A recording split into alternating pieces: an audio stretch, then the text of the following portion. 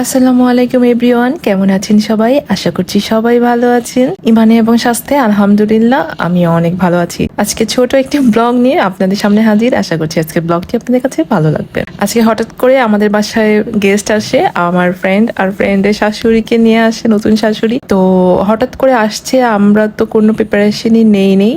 দেখে তো আমি এক্সাইটেড হয়ে গেছি যে আমি এখন ওদের সাথেই কথা বলবো না আমি কিছু ওদের করে খাওয়াবো। তো তাড়াহুড়া করে যতটুকু করতে পারছি করার চেষ্টা করেছি। এখন ওরা আসছে বিকেল দিকে, সন্ধ্যার কিছুক্ষণ আগে। তো নাস্তা দিতে রেডি করতে করতে প্রায় 7-8টা বেজে গেছে। তো এখন ওদেরকে আমি একটু নাস্তার আয়োজন করেছি আমাদের বাসা সবাই মিলে। তো এখানে ওদেরকে নাস্তায় দিয়েছি নুডলস, ভেজিটেবল রোল, ভাপা পিঠা, আর হচ্ছে চিকেন বারবিকিউ করে দিয়েছি, আর হচ্ছে পরোটা।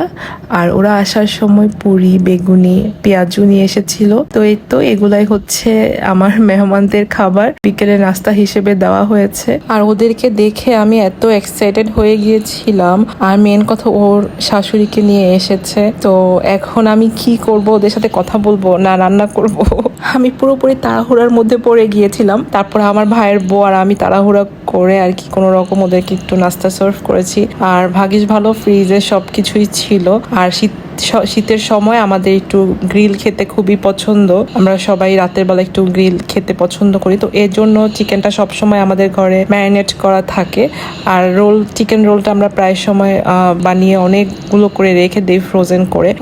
তো তার জন্য আর কি একটু ঝামেলাটা কম হয়েছে। আমরা আসার সাথে সাথে এগুলা ডিপ রোস্ট করে সাথে সাথে ভেজে দিতে পেরেছি, এর জন্য ভালো লাগছে। আর ভাপা পিঠাটা ঘরেই বানিয়েছি। ওর শাশুড়ি দেখে তো পুরো অবাক হয়ে গেছে যে আমি ভাপা পিঠা ওর সাথে সাথে বানিয়ে ওনাকে দিয়েছি, সার্ভ করেছি। তো উনি অনেক খুশি হয়েছে দেখে। তো আমার কাছে বলে আসলে আমি হয়তো আরো বেশি কিছু করতে পারতাম। একদমই হঠাৎ করে এসেছে, তো যতটুকু পেরেছি করার চেষ্টা করেছি।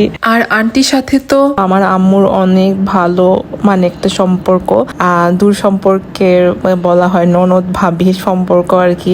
তো যাই হোক, তারা তো একসাথে হয়েছে অনেক দিন পরে। তো আমার আম্মু তো অনেক খুশি তার ভাবিকে দেখে, খুবই খুশি হয়েছে তার ভাবিকে দেখে। মানে কি যে করতেছে, মানে কোথায় রাখবে তাকে, মানে মানে বলার বাহিরে আর কি। অনেক আদর যত্ন করতেছিল আন্টিকে। আর আন্টিও আম্মুকে দেখে অনেক খুশি হয়েছে। তাদের অনেক স্মৃতি গল্প সবকিছুই বলা বলি করতেছিল। আমরা বসে বসে দুই বান্ধবী শুনতেছিলাম আর কি। তাড়াহুড়ায় পড়ে গিয়েছিলাম, তার জন্য আমি কিভাবে নাস্তাগুলো রেডি করেছি আপনাদের সাথে শেয়ার করতে পারিনি।